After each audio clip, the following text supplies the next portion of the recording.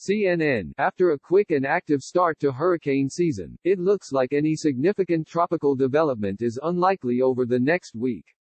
It's thanks to a significant area of Saharan dust seen in satellite imagery blowing off the west coast of Africa.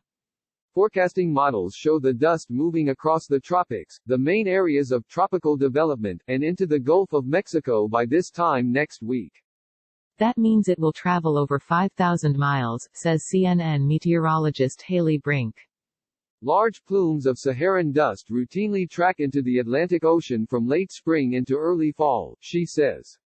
Every so often, when the dust plume is large enough and trade winds set up just right, the dust can travel thousands of miles across the Atlantic and into the U.S.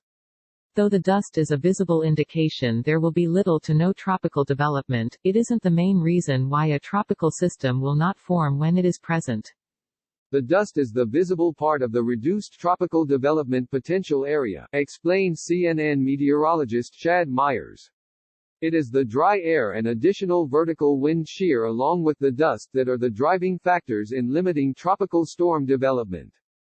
Vertical wind shear is the change of wind speed and direction with height.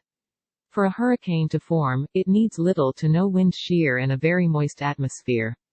So, for the next week, don't expect the Atlantic to see its fourth named storm.